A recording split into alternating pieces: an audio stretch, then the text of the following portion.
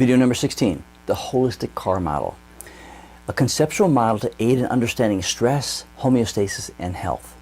A stressor is any stimulus that is of sufficient intensity, duration, and or frequency that is able to throw the body out of its steady state of balance, in other words, homeostasis. The body's normal response to such a stress or stimulus is to try to adapt to it so as to reestablish homeostasis. The body is constantly engaged in monitoring its status and correcting imbalances.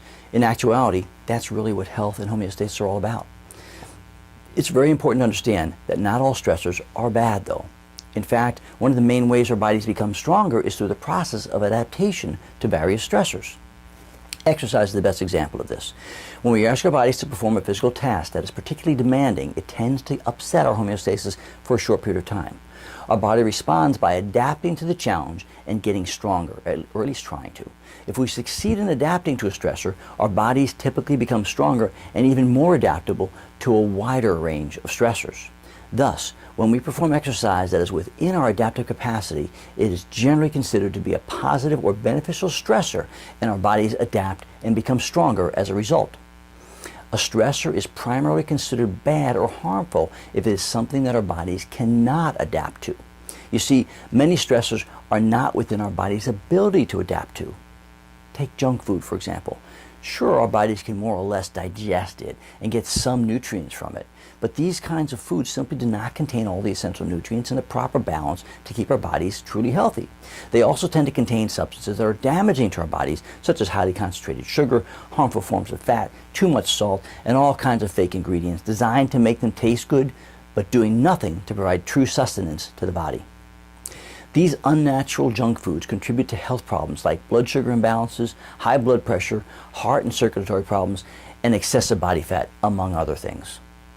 They simply are a constant and ongoing source of stress to our bodies, something that we really can't fully adapt to. Let's use cold temperatures as another example. Although people can live and survive in even the harshest and coldest of climates, they can only do so with the help of the proper warm clothing, shelters, and fire or heat of some source. Thus, although they seem to have adapted, their bodies really haven't. Instead, they've modified their personal environments to allow them to survive. To compare this with an animal that's well adapted to such harsh cold, we merely have to look at the polar bear. Their thick, warm coat of fur and fat stores beneath their skin allow them to handle and thrive under conditions that would kill any human. A human without special clothes, shelter, and a heat source would die of these conditions in a matter of hours. To help you identify and control the various factors and stressors that can cause upset to homeostasis, I present a model based upon something we're all familiar with, a car. I call it the holistic car model because it helps us to view ourselves from a holistic, all-encompassing perspective using a car as an example. We all know the basic parts of a car. It has a body, four wheels, and an engine. It needs a driver and some kind of road or reasonably firm surface to travel on. It also interacts with other cars. I've named each major part of the car with a title that represents a category of factors that can either upset or support homeostasis and health. By gaining an understanding of this analogy, you can learn to identify and analyze the various factors that may be upsetting your homeostasis and therefore harming your health. Use your imagination and visualize the diagram shown as a race car viewed from above. Each major part of the car is labeled as to what category of stressor or part of the body it represents. By using this analogy, it can help us to visualize the interrelationships and interdependencies between each of these categories and components. Let's review the diagram. The left front wheel represents microbial exposure and hygiene habits. The right front wheel represents genetics, heredity, bioindividuality, biochemical uniqueness, etc. The left rear wheel represents body mechanics, which is movement, exercise, and physical activity. The right rear wheel represents nutrition, intake, digestion, absorption, and assimilation. The body of the car represents the structural integrity of the body, the cells, tissues, organs, systems, etc. The engine represents the power plant, known as enzymes, mitochondria, cells, heart, and lungs. The exhaust represents the body's detoxification and limited channels, liver, kidneys, lungs, skin, bowel, and lymph. The driver represents one's choices coupled with various psychological and spiritual aspects. The road and driving conditions represent the environment and culture, air, water quality, toxins, chemicals, weather, etc. Other cars represent relationships and social factors: spouse, lover, friends, family, coworkers, peers, business associates, professional colleagues, etc. As you can see, the above car categories are very similar to and or include those that made up the health stress pyramid discussed previously. The car model is simply a more functional way of looking at these categories and factors. The real value of the car model comes from realizing that it's rarely just one single factor that leads to a compromised function. Rather, the combined effects of stressors from numerous sources are what typically lead to serious damage, dysfunction, and ultimately breakdown. It's most commonly a result of many interrelated interdependent factors that makes it very difficult to definitively diagnose and to determine the true cause or single cause. Of course, this leads to confusion regarding what happened and does nothing to help a person prevent future problems. Let's consider some examples. If a car has a wheel that is out of alignment, a structural stressor, does it stop the car from going? No, not unless it's way out of alignment. What that malalignment wheel will do, however, is to create more wear and tear on that tire, wheel, brake, steering system, and ultimately the whole vehicle. The same thing applies to your body when it's out of proper alignment, and which is far more common than most people realize.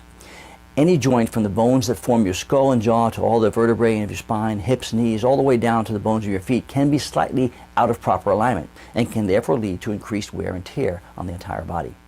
Not only is there mechanical wear and tear from such misalignments, but it also puts the system under increased tension through the fascial connective tissue system that connects every tissue with every other tissue. Through this mechanism, other seemingly unrelated functions can be disrupted, such as blood flow, immune function, nerve supply, lymphatic drainage, etc. So, you see, based on this understanding or model, if the right rear wheel is out of alignment, nutrition, every other part of the car will be negatively impacted. How about an underinflated tire? Will that stop the car? No, not even if the tire is flat. The car can keep going, but it sure slows it down and puts a lot more stress on the whole vehicle. Can a person have an underinflated tire? Sure they can. What if the arch of one foot is fallen and it's flatter than the other? This is referred to as a flat foot.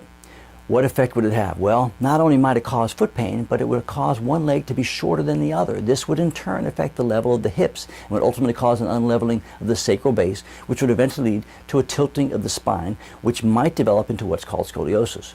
This is another example of a relatively minor structural stressor that also becomes a mechanical stressor with movement, leading to a much more severe structural mechanical problem that's far-reaching health implications. How about bumps and potholes in the road? Or rain? How do they affect the overall operation of the car? Of course, none of them will stop the car either in most cases, but they can and do add to the chances of having an accident or a mechanical breakdown. In humans, these kinds of environmental stressors might show up as air or water pollution that poison us, sunburn, radiation damage to the skin, or harsh weather conditions like a hurricane or tornado that can destroy our homes, injure or kill us.